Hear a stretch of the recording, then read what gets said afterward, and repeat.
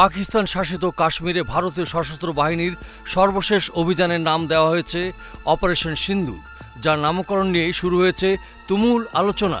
এই অভিযানের মাধ্যমে 22 এপ্রিল কাশ্মীরের পেহেলগামে সন্ত্রাসী হামলায় নিহত 26 জন পুরুষের মৃত্যুর প্রতিশোধ নেওয়া হয়েছে বলে দাবি ভারতের। নিহতদের মধ্যে কয়েকজন সদ্য বিবাহিত ছিলেন, ফলে অনেক নারী হঠাৎ বিধবা হন। ঠিক এই প্রেক্ষাপটেই সিন্দুর বা সিন্দুর হিন্দু নারীর বিবাহিত জীবনের প্রতীক এই নামটি বেছে নেওয়া হয়। ভারতীয় সেনাবাহিনীর কর্নেল সোফিয়া কুরেশি দাবি করেন, এটি ছিল একটি সুনির্দিষ্ট গোয়েন্দা তথ্যের ভিত্তিতে পরিকল্পিত প্রতিশোধমূলক হামলা। এই অভিযানে পাকিস্তান ও নিয়ন্ত্রিত কাশ্মীরে অবস্থিত লস্কর-ই তাইবা ও অন্যান্য জঙ্গি ঘাঁটি লক্ষ্যবস্তু করা হয়েছে। ভারত দাবি করেছে শুধুমাত্র জঙ্গি অবকাঠামোতে হামলা চালানো হয়েছে।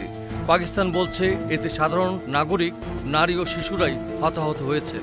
এই নামকরণের মাধ্যমে ভারতীয় সেনাবাহিনী হিন্দু নারীদের বেদনার প্রতি শ্রদ্ধা জানাতে চেয়েছে, এমনটা মনে করছেন অনেক ভারতীয় নাগরিক ও রাজনৈতিক বিশ্লেষক। প্রধানমন্ত্রী মোদি ও সেনাবাহিনীর প্রশংসা করে নিহতদের পরিবার ও বিরোধী রাজনৈতিক নেতারাও অপারেশন সিন্দুরকে একটি উপযুক্ত ও শক্ত বার্তা হিসেবে দেখছেন।